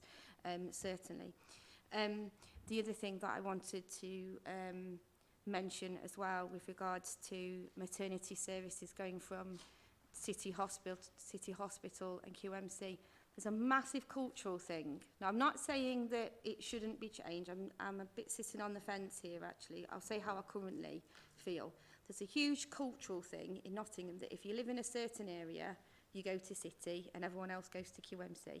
And City is seen as a smaller hospital with a different type of care, and it allows women see that as being able to have a choice, and that's really, really important in maternity care. They see it as being able to have a choice in where they have their child and the type of care that they get. Some people like the idea of the QMC because it's a bigger hospital and they see that there's lots of things. If anything goes wrong, everything is going to be fine because I'm at QMC in the biggest hospital. Some people like the City Hospital because if you knew my family, every single person in our family has literally been born in the City Hospital, and that's where you go. And there are a lot of families that exist like that in Nottingham, and that's why I think it's really important. And, you know, I know you're more than equipped to deal with this, Alex, but the communications on that is going to be absolutely vital for you. Otherwise, you'll have a huge kickback on it. Because people will not just accept that you are moving all of the maternity services to QMC. It won't be accepted. I can absolutely guarantee that. It just won't be. So how that is communicated is absolutely vital, and you're going to have to convince a lot of people that this is the right decision to do. Your job's going to be even bigger by the current state of your maternity services, quite frankly, because you are moving the deck chairs. This is how I see it. You are moving the deck chairs at a time when you shouldn't be. Donna Ockenden, the health secretary of this government, has said that your maternity services at NUH need a thorough review, and Donna Ockenden needs to come in and do that. I don't think now is the time for you to be coming out and telling women and families in Nottinghamshire that you intend to change maternity services, move them from the City Hospital, when quite frankly I've had 3 calls last week from women where the care has been absolutely appalling. In fact, I've been in tears this morning because of what one woman has said to me. So I am extremely, extremely concerned, one, about how this has been presented to us in a box that big when we've been a health scrutiny committee that has been talking about maternity services for months and done all of this work. That's the first thing. I'm quite shocked that it's only this amount of details for what is fundamentally going to be an absolute huge change to your maternity services that are currently failing and have been failing for a number of years. And last, but not least with regard to this, I would suggest that you put the brakes on this until you talk to Donna Ockenden about what her review is going to be involved, because whatever you do to maternity services has to be informed by that review. It 100% has to be informed by that review, or we will not see the improvements. That's why she's coming in. That's why she's doing what she's doing. That's why she's meeting with the families to get the terms of reference right. You should not be jumping the gun on this at all. The review is not mentioned in this at all, that you'll be working alongside them. Now, that might be that you've just accidentally missed it out. It might be that, you know, it's just not on your radar, but it should be on your the radar, and you should be working directly alongside these people. Donna's due to come in, I do believe, at the end of July. That's when she'll be actually starting. I think that's when you sit down and you talk to her what you think you're going to do with maternity services. My personal feeling at the moment, you could move all the maternity services tomorrow to QMC, but that will not improve the care of women and babies at any age. That's a fact. So it's going to take some convincing for the people of Nottinghamshire, to families, to women, past and present, to those women that had their babies last week and had the most appalling care possible. I wish I could talk about it, honestly, because I think everyone would be quite shocked about one of them. I think a box this small from NUH about transforming maternity services here to this Health Scrutiny Committee, when you're talking about tomorrow's NUH, isn't really acceptable. I really don't. And I think you need to put the brakes on it, and you need to wait until Donna Ockenden comes in July and have that conversation with her, because that's why she's coming in, to improve NUH maternity services. And as I said, you can move all of the maternity services to QMC. You can move them all to Derby tomorrow, but that doesn't necessarily mean you'll improve the services for women and babies in Nottinghamshire. That's my current feelings. There's two things I feel really, really strongly about, or a number of things I feel. One is that careful consideration with regards to fertility and gynecology. And then the other thing is with regards to what happens to maternity services long term. I will say, from a personal perspective, I will take a lot of convincing about one big hospital for maternity, because I actually don't believe that bigger is better necessarily. I really, really don't. When you talk to women of old about the care that they've had in maternity, the best care that they have has been in the smaller hospitals, where they can have that more. That's what I believe. Maybe I'm old school, but that's what I firmly believe. So I alone would take some convincing, but it's going to take some convincing for the people of Nottingham, and I think that's where the comms comes in, and I think you're going to have to do some real work with that, and I'm sure media, etc., would help with that. And I'm sorry if that sounds harsh, because it's not intentional, because I've read this document, and actually I've enjoyed reading the document, because it's quite refreshing to have something in front of us that we can actually understand, that covers actually so much. And any improvements to our local health services, absolutely fabulous. But I'm worried about the maternity services aspect of it, particularly, mainly because I think as a scrutiny committee we've been so involved in it, and from a personal perspective, as well as someone that is still receiving the phone calls from women, I'm worried about where we are with it, and the pace at which you might move on this when there's a national kind of review taking place at NUH, where at the end of it recommendations are going to be made on how to improve. And what I'd hate you for to do is to move everything to the QMC and the review say that's not the right way for NUH and that's not what you should be doing. I think that's very, very important. So, sorry, Chair, is that okay if I jump in? Yes, then yeah. I'll come in after that, yeah. Thank you. So, thanks, Councillor Wells. As always, your passion and desire to get the right services for women is just utterly commendable, and I really salute you for it and thank you for it. It's so powerful and helpful. And you packed an awful lot into there, and there's many things I agree with. There's some things I think we'd probably want to maybe take away and consider, but I'll reflect on some of those things, and then I'll ask Mark to come in. I think your opening point around the proposals that we put out around co-locating fertility and gynecological services alongside family care, I think it's fair to say, yeah, we haven't quite got that right, have we? So we definitely need to look at that again quite deeply, and I'd really value your offer to connect with whatever groups of women in whatever forum or format you can do to help us design that in the right way. I think our starting point would be the clinical adjacencies. It makes sense to have all the experts of those kind of parts of your body working in kind of one kind of place. I think that makes sense, but we can kind of lay out the sort of evidence for that. But how that's experienced as a patient and as a citizen, as a resident, that's the bit that we've got to kind of crack. So I'd love to work with you and people you've got connections with to kind of really make that work for everyone. And I think your point around the kind of cultural differences between the city and the QMC sites, I think is really important as well. Everyone's bringing their personal anecdotes, aren't they? I had my daughter, I didn't have my daughter, my partner had our daughter at City Hospital, and we had really great care, and where I lived at the time, I could walk to and from the sites. I didn't persuade her to walk, but yeah, everyone has their own personal experience of those things, and we really, really want to respect that.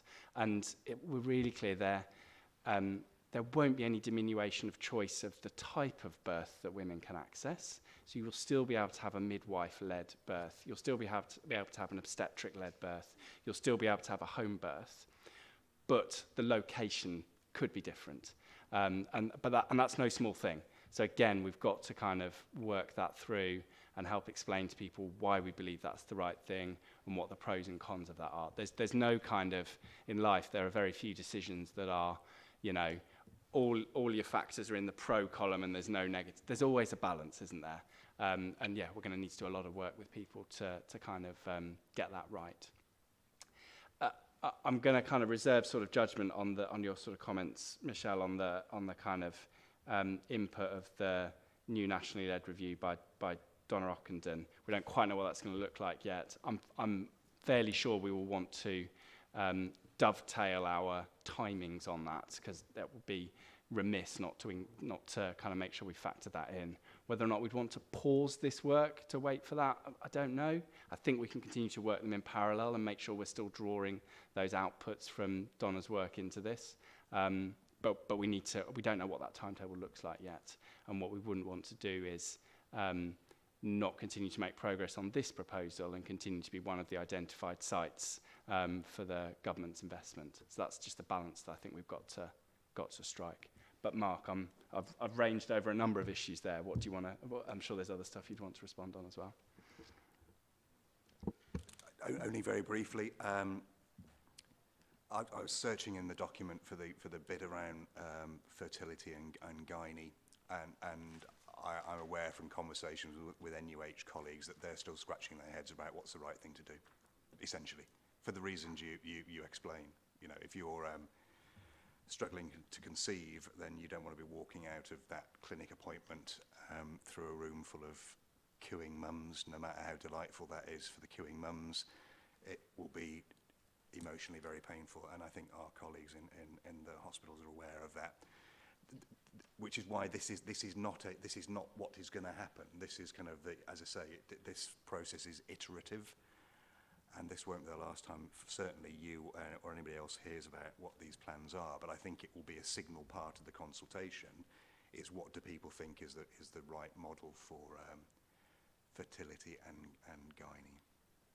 And some of your comments, Councillor, around it could be co-located, but entrance and access might be different, I think is probably the kind of stuff we need to explore. But we're not there yet. But don't for a minute think it's set in stone, because it's not. And that applies to the whole of this. And as regards the maternity review, then all I'd say on that is clearly that is incredibly meaningful, incredibly important. And of course, we're not going to disregard it in any of these plans.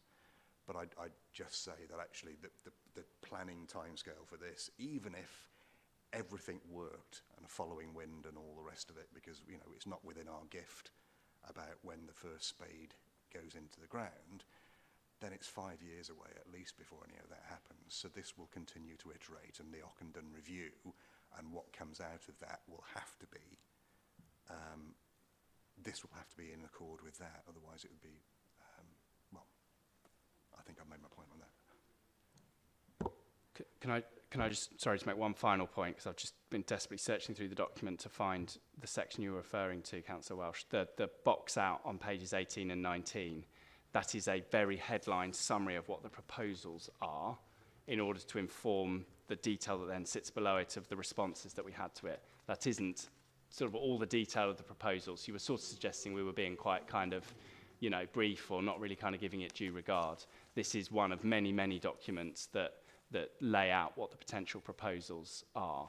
So I just want us to be clear that you know, this isn't the proposal, this is just a reminder for people so that when we go into the so what did people tell us bit, people could understand what we were talking about. If I'm looking at the right bit. I take that on board, Alex. What I don't take on board is if you look at the background papers, no links or additional documents were put to our democratic services for members here. We can only read what is put in front of us. So those underlying documents that you're talking about, you've obviously seen them and Mark's seen them, but as a committee, haven't seen them before you've come here. You saw them at the March meeting? Oh, so it's not changed since then? No. Right, okay.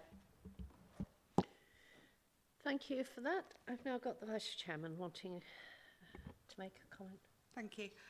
Totally agree with Councillor Welsh about the fertility going in with maternity.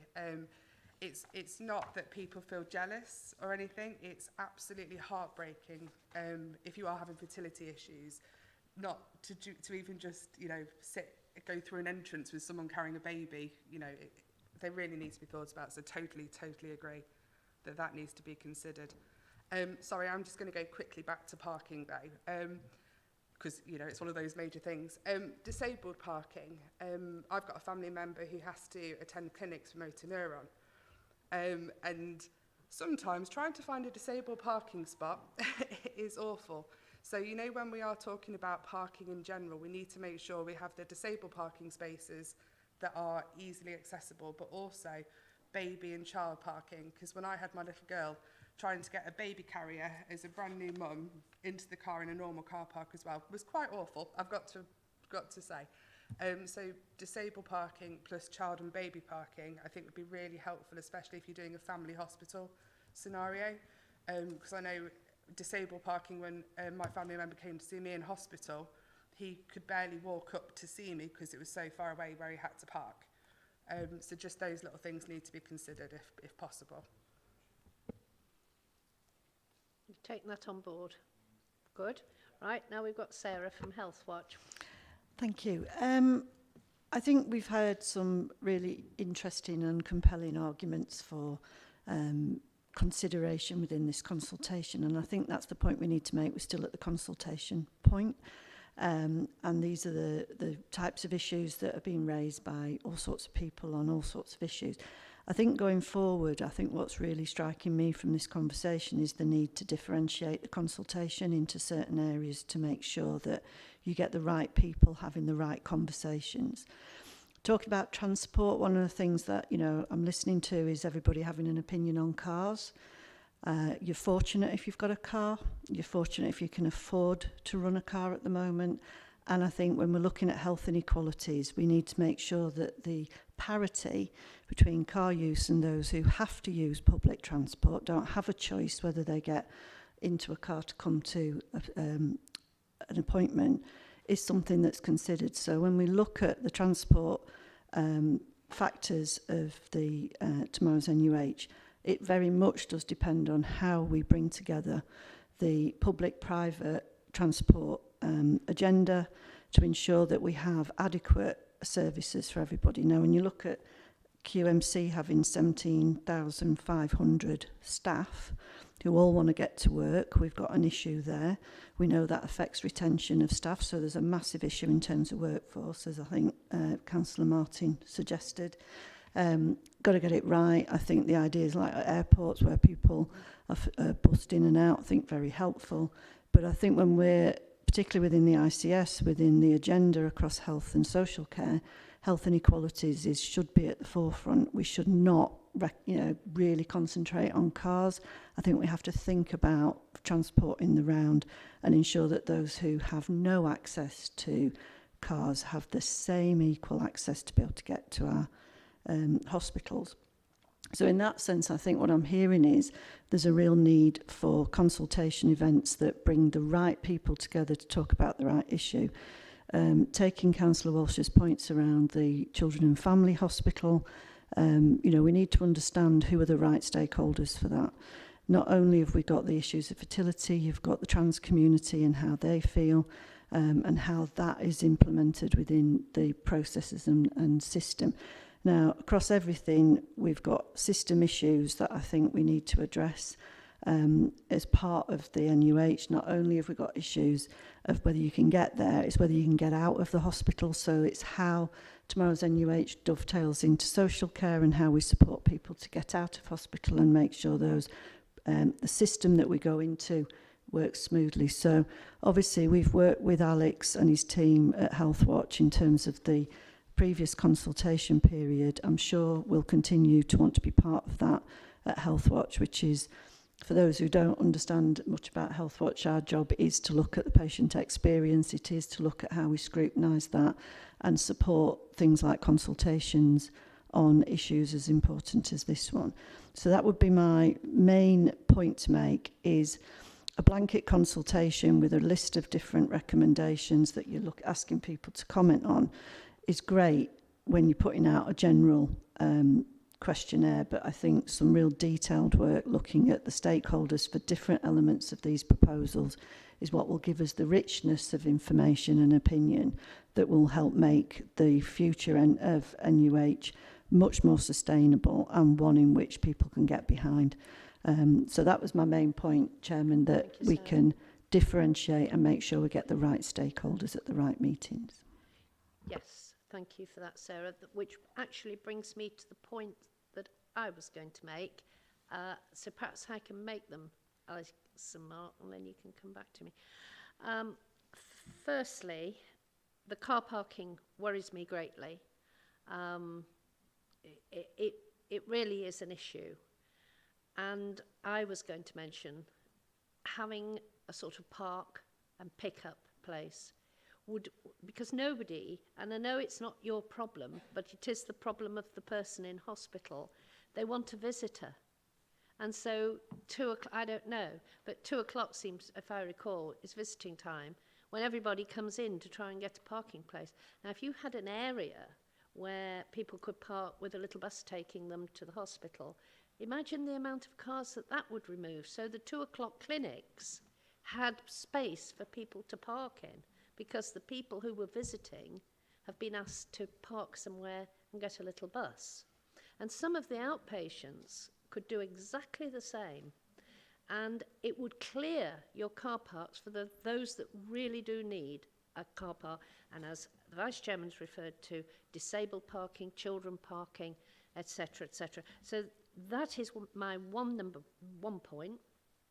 The second point is what Councillor Welsh referred to, and it slips my mind, but the mixture of people who can't have children and people who can is the most sensitive area that one could ever get into, and I think that needs very careful observation.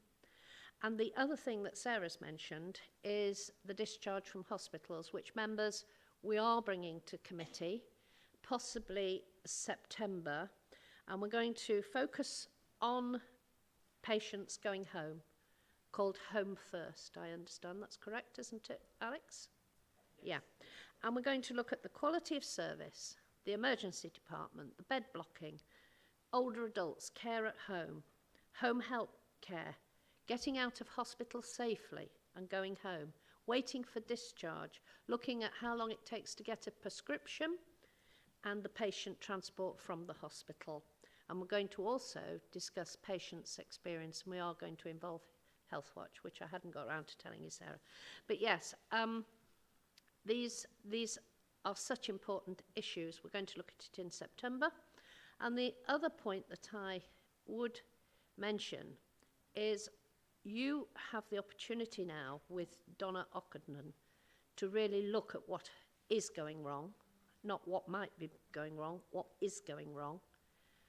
And that report will be vital for the trust in itself and the patients in Nottinghamshire. And it concerns me that you've got this lump sum of money and you cannot spend it twice.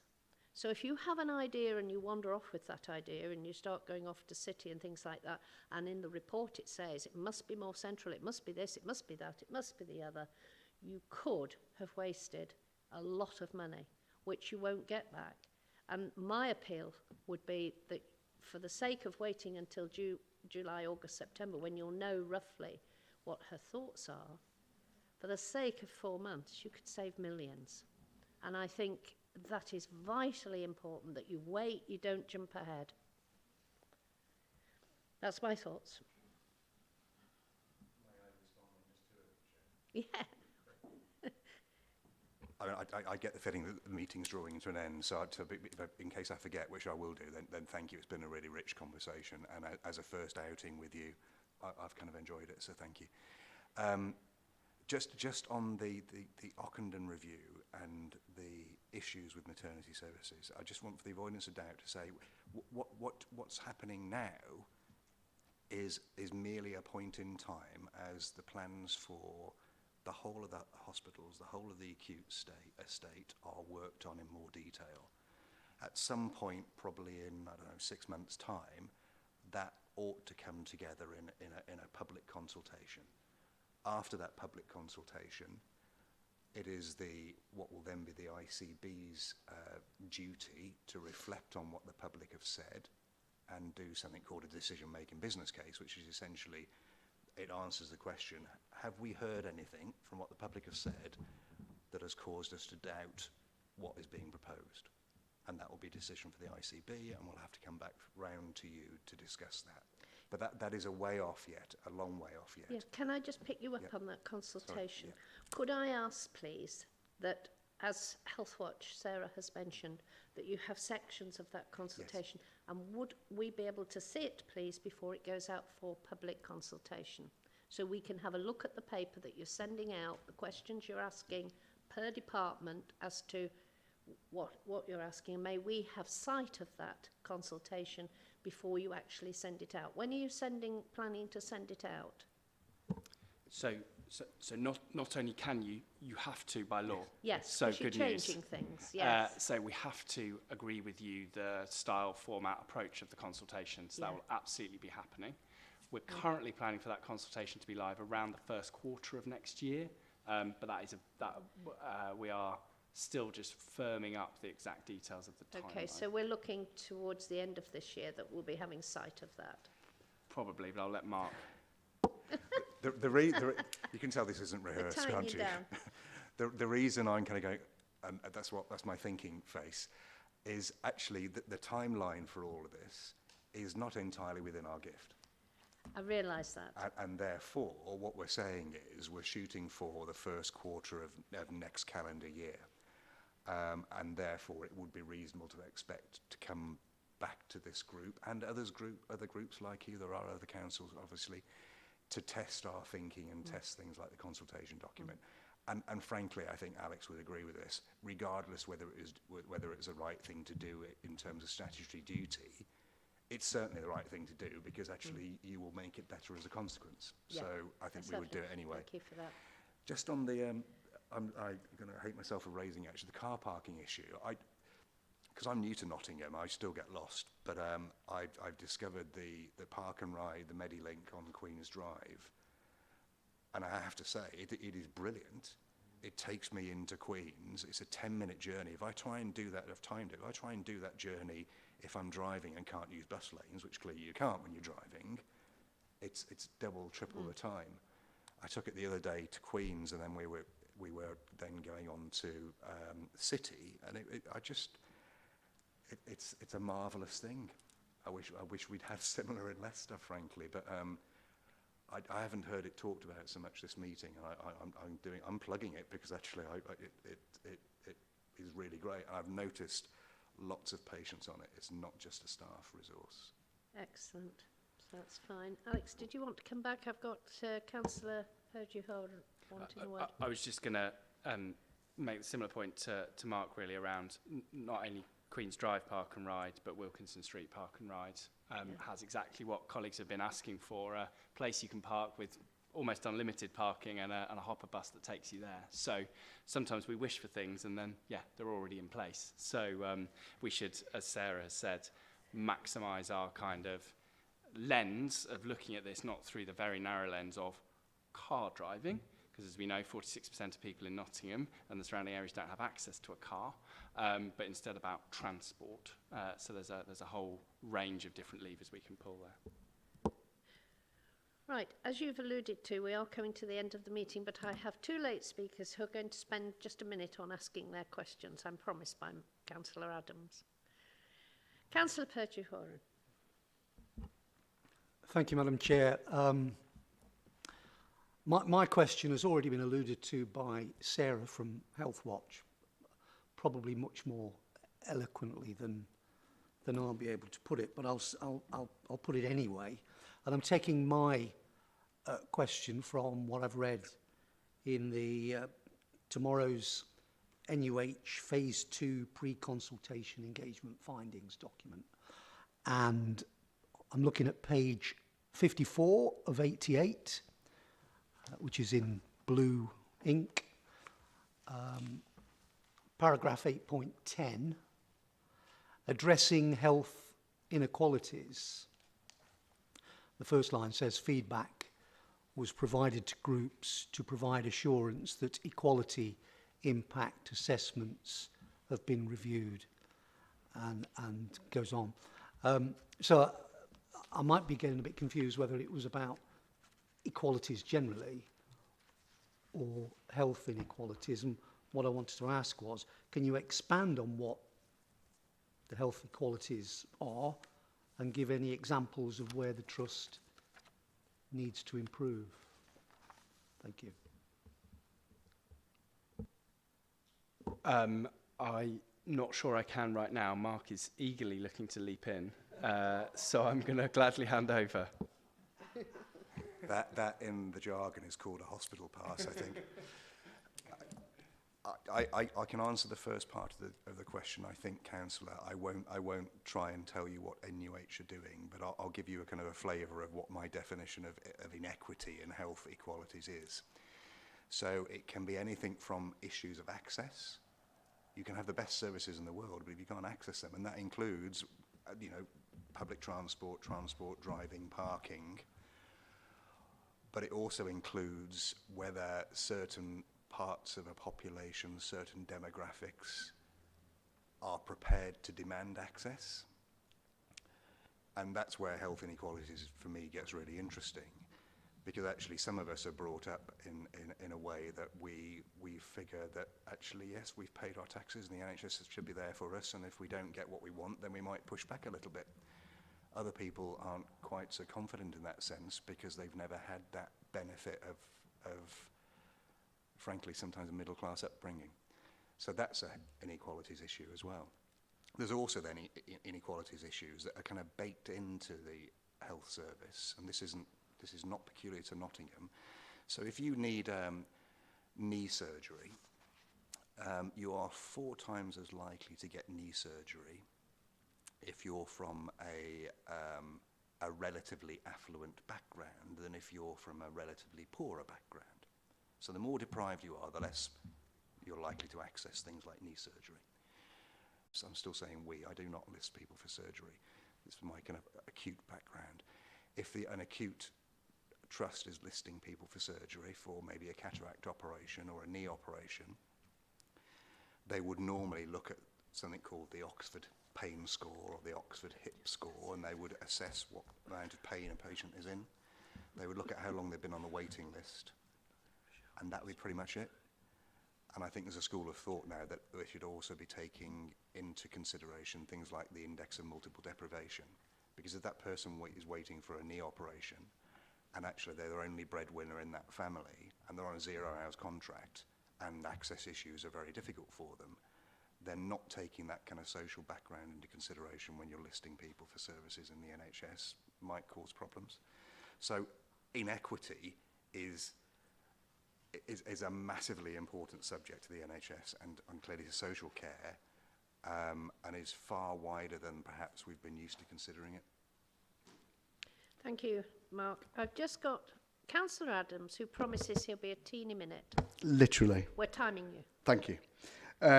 Just about the Park and Ride scheme, that you just mentioned, the Medilink scheme as well. And I think the point you made around access, and I don't think there is. I think at the moment we do have good links, I believe, transport links to hospital. I've used them myself. Public transport options to hospitals. But I do think we need to focus on that issue that we've all mentioned. I'm not going to say the word again because it's, we'll be getting keywords like there's no tomorrow showing up on the internet. But what I do think would be incredibly useful, which picks up on Councillor Saddington's point around the visitors, is there a better way that we can ensure that's marketed to visitors? Because arguably, if that is causing, and it really hit the nail on the head for me when you said that, because you're right, as soon as you get that swell of people, if you can manage them now, ones they've not got to be there urgently, probably, I'm sure there are cases where that is the case when, something serious is happening, but I suppose in the sense that a lot of it is just parking up and visiting a friend or a family member. So is there a better way we can market that? Because I appreciate when people are in hospital for a booked appointment, you tend to get a letter that has details of that on the background. But is there any way that we could think about in the future, whether it be through dentists or GP surgeries, whatever that is, of communicating that to visitors to the point where, if you are visiting, you need to use these services. If you are going to the hospital, parking is available under these circumstances, unless, as well, like Councillor Eddie, Councillor Eddie mentioned, where you are, where maybe you are disabled, and you do need to be closer to the actual hospital itself, because that does seem to be, we might be missing a rather large trick there. Thanks. Is that for consideration, gentlemen?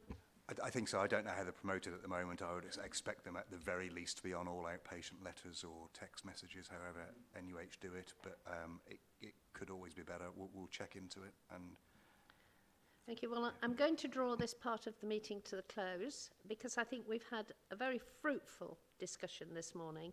I think you've certainly got food for thought to take away with you, and we sort of know what we're expecting to hear from you the next time you come to join us. So thank you very, very much to both of you. I think it's been very, very useful, and I hope you think it has too. And we're just going to move on very quickly to our next little item, which is just the review of maternity services at Nottingham University Hospital. I don't know whether you want to stop, whether you want to stay for 2 minutes. I don't intend to have much discussion on this, because obviously, due to the interim report from the independent thematic review, it's now come to a stop while Donna Ockenden, who I have to say we're very pleased, is doing the review on the hospital. I have written to her to say that should she wish to speak to any member of this committee, we'd be happy to do so, and that we will virtually leave this vital review to her, and we will look forward to hearing her report, basically. I don't know whether any member wants to make a comment. Councillor Welsh. So firstly, I'd like to thank you, Councillor Saddington, for being one of the politicians within Nottinghamshire that actually listened when the families spoke up. It shouldn't ever have been the case that pre-2016 families are having to be speaking up about this, and it's got to this stage. But, as the Health Scrutiny Committee took it very seriously, and I think that's a lot of credit to you, Councillor Saddington, for actually taking the situation seriously and allowing us to debate it and put our points across. So, you know, thank you for that. And I know the families wanted to pass on their thanks as well to the committee and yourself as a whole for the way you've dealt with it professionally and, you know, and the outcomes that have come from it. So that's the first thing. I don't disagree with what you are saying, and I think the majority of the time, Councillor Saddington, we've agreed on what the next steps with regards to what happens with regards to maternity services.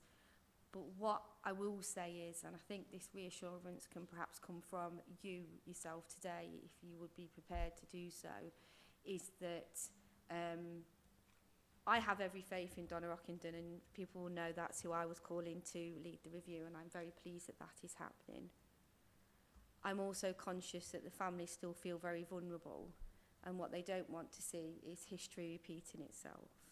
So they would like some reassurance, you know, as I would here, is that if any point they feel that the review's not quite going as it should be, or plans such as what you're coming forward is moving on faster than what the review is, and they feel uncomfortable about that, whether there will be an opportunity for them to, or for it to come back to this committee for us to discuss it. So yes, not putting a lid on it, I think it's taking a stake back to let the professionals deal with the review, which I think is only right now. We've all kind of said, I know I've said my bit probably far too much on occasions, and I think that's right. But I think some reassurance for the fact that if there is an issue or there is a problem, then they have got something to go back.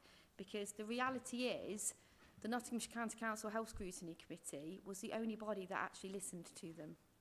That's a fact, you know, and that's massive for them. And they see this committee as someone that has listened to them and supported them to get to the outcome that they so desperately needed, and they are very grateful for that.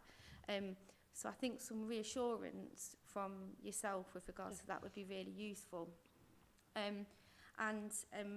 Last but not least with regards to this is that I think you writing to Donna Rockington was absolutely the right thing to do, and I hope, Mark, yourselves have already written to Donna Rockington, since you're talking about mass changes to maternity services, and at least maybe got a date in the diary to meet with her, because I think that's probably really, really important thing to do. So I think that you writing to them is absolutely the... I would like, if possible, Councillor Saddington, for you to consider inviting Donna Ockenden to speak to members of this council about the review as kind of an informative session at some point, because I think every single councillor in Nottinghamshire is a stakeholder with regards to what happened for years and years and years at NUH, and I think every single councillor has been touched in some way. And I think having that information about what the review, because the terms of reference haven't been set out yet for the review, but knowing perhaps what the review is going to look about, like how it's going to engage with families, and how as elected representatives can encourage people perhaps to come forward and be part of that review, would be really, really useful for Donna as much as it would be for us. So I would ask whether you would perhaps consider that as kind of an informative thing that members can sign up to if they want to sign up to it. Right, let me answer that question as well as I can. Thank you first for passing on the thanks from the parents. I can only imagine the trauma that they've been through. And with regard to reassurance of the review, what I would prefer to do is to let Donna Ockenden do her job without any influence from this committee, so that we are not swaying her one way or the other. But that said, I firmly believe she will come back to us, and I think that is the time that we speak to her. I don't think we speak to her before she actually starts the review. She needs to get her terms of reference. She needs to know exactly what she's looking for. She's more competent than anybody I can think of. She's done the Shrewsbury report, which was excellent. And I don't want myself and I wouldn't like this committee to be accused in any way of trying to swing the review one way or another. I would like to stay absolutely neutral. She knows what our thoughts are because she will have read paperwork and be up to speed. I have offered that we will speak if she feels that's necessary, and I would imagine she will think it is, and that is the point I think that we can check. It's going to be a long way down the road, this report, and I wouldn't like to think I was influencing it at the beginning. I'd like to sit back, see what she's doing, and then we'll have a catch-up one way or another, and I think it will be that she will be in touch with us. So I think you can take it from me that we will watch it. If the parents feel in any way vulnerable, not being listened to or whatever, that is the time for them to speak. And in the meantime, I think for the sake of a really good, non-biased report, we need to sit back, wait for it, and wait until she finds that she needs to speak to us. But I take your points on board, Michelle. Okay. Councillor Wilmot, fairly quickly, please, and Councillor Martin after that, and then we'll go to Sarah for the final word. Well, thank you, Chairman, but I don't like to sound sceptical at all, but it looks as though we must have ruffled a few feathers in this situation. I mean, we tried to bring the service to task, and it seems we've been eliminated from the inquiry before we get too involved. I do feel a little bit let down that all the work that we've done means nothing. Now, I know that many families from my town of Hucknall and the surrounding area use the maternity services we're discussing today. Members will know that in March, the Care Quality Commission published details of an unannounced inspections it carried out at the Trust. Councillor Wilmot, can I just stop you at this point, please? Yeah. Can I just draw to your attention, we have not been ignored. Councillor Welsh has just made it very clear that the work this committee has done has brought this to where it is now. So to sit there and say that our committee has had no influence is really not true. We have had a huge influence on this a report coming about. I wouldn't be in the least bit sceptical. I think Donna Ockenden, I don't think you should judge her before she even gets here to start the report. And I think at this point in moment, I need to stop that question because we can't talk about Hucknall. We're talking about NUH as a whole. We cannot start prejudging what the answer might be to this report. It would be totally incorrect. And I cannot allow this question to go on because I will not have this committee drawn into any political nature whatsoever. And we let this report go to Donna Ockenden, let her do her job, and please don't put any influence on either way at this point. Thank you. It's just my thoughts, Chairman. You know, I yes, just but you feel are that speaking publicly. Don't forget, you are speaking publicly, and we are more than grateful for the parents, NUH, staff, everybody, that this review is going to go underway. No way can we speak publicly that we're sceptical. I think if I took a vote from this committee right now, they would not be sceptical. They would be very grateful, as I'm sure NUH are, that this review is going ahead. So I am stopping you, please, at that point. Bring Councillor Welsh in a minute. Councillor Martin. Yeah, thank you, Chair. In complete contrast, I'd like to take the opportunity to thank this committee for highlighting the issues that have been happening at NUH for some time, and without the good steering of this chairmanship of this committee and Councillor Welsh's passionate input into this, then we wouldn't have arrived at this point. And I am grateful that this inquiry is taking place, and I'm hopeful that we'll achieve the right end results. My only concern is that the service remains in tip-top condition in the interim period, because the reports nationally take a long time, you know, and that's my biggest concern, that parents are reassured that services will be improved in the interim period between now and when the report's published. Thank you, Chair. Thank you, Councillor Martin. Councillor Welsh, quickly, and then we'll talk. Yes, just really quickly. I think it is, like you say, really important. It's relating non-political, and I think we've done really well in doing that, to be honest. And I don't think we would have got where we have got without that. The other thing to say in response slightly to Councillor John Wilmot is the families are absolutely ecstatic that we have got Donna Ockenden to do this review. It is a huge achievement on their behalf as well. And I think we need to respect those families that have spoken up again and again and again about what must only be the most traumatic experience anyone could ever have. They have got up and spoke again and again and again to get to where we are today. Are we at the end point? Are maternity services where they should be? No, they're not, but we have Donna Ockenden, and quite frankly, there is nobody in this country that I think is better to do that job than her. And I think we should be very, very proud of that.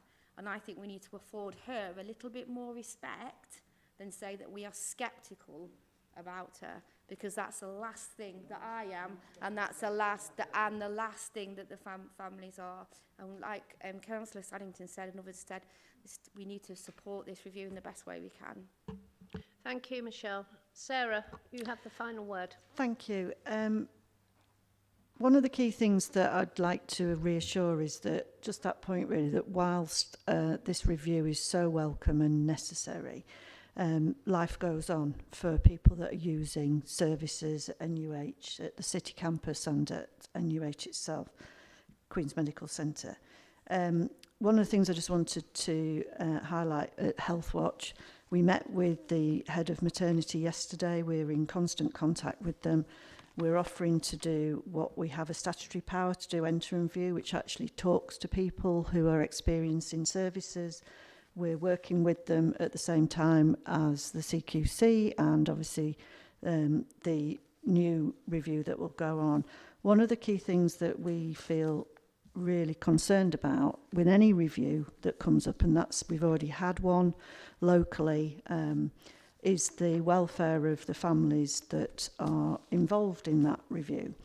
And one of the key things that we discovered talking to NUH yesterday was that trauma support is something that's not readily available to families. Now, support is offered to families and staff in terms of when there's been a serious incident, and counselling is offered. However, when we're looking at deep trauma, which we know families have experienced, this is something that is woefully lacking across the system. So we're at Health Watch, we'll be writing to the CCG, we're writing to NUH, and we will be writing to Donna Ockenden to ask for reassurance about the emotional and psychological support for families. Now, we know there's a core group of families that have been really at the forefront of pushing for this particular review, who have experienced unimaginable trauma. There are also many people who are not on the inner core of this, who have experienced loss and are moving forward within that. What we've heard from some of those people is that as soon as this review was published, that it was going to happen, they feel re-traumatised. There's something about when you're moving through trauma that you really struggle. So one of the key things that we'd like reassurances from the Ockenden review is what provision is going to be put in there to support the families. There's also an issue for staff because it reopens trauma that they've experienced as well within the hospital setting. So I wanted to reassure that Health Watch continues as we have done throughout the beginning. We first met with some of the families right at the beginning of this and brought this to the attention of some of different areas in which we work. So we're using our enter and view powers to talk to families now, patients, inpatients that are in maternity. We'll be working up a series of work that we'll do with NUH around that, meeting parents after they've been in hospital. We think that's really important because while you're receiving care, very difficult to give a true opinion when you're feeling quite vulnerable. So we're looking at a programme working with NUH maternity. We also are asking for the terms of reference, which we don't know yet, but I think it's really important that we get that assurance that families, particularly within the core group, but wider than that, are given some support throughout this process. But I totally appreciate this committee has been absolutely pivotal to this coming, and I think we need to let Donna get on with her work. Absolutely. Thank you. Thank you for that, Sarah. Thank you. So with that, members, I will just tell you, remind you, say to you, that the July the 26th meeting will be looking at the integrated care system, for which I think we need to start at the beginning and go forward, and the implications of the Health and Care Act, which is coming in, I think I'm correct, in July, am I? Yeah. And the relocation of this colorectal situation at City, so we will be hearing about that. Can I thank you once again, you two gentlemen, and Sarah, for coming in today. I think it's been a very useful meeting. Thank you to all members, and please take thanks, I'm sure, from all the members of the public who are going to be going through this review, that it is your hard work that has brought this to its conclusion, that we've got somebody to look at what is apparently going wrong at the NUH hospital. So thank you to all of you. You've been very, very good. Pardon? Well, I've just gone through it. It said integrated care system and the health and care bill, both of which are very important to this committee. Did you say in September we're looking at discharge? September we're looking at discharge, and I will be asking members, Alex, I think you're aware of this, that the Vice Chairman and I are going to come for a hospital visit or two, and members who may be interested will go on a visit. So I shall be asking you at the next meeting. You've got a month to think about it. And we'll slot it in for September. Thank you, everybody. Thank you very much. If you could stop.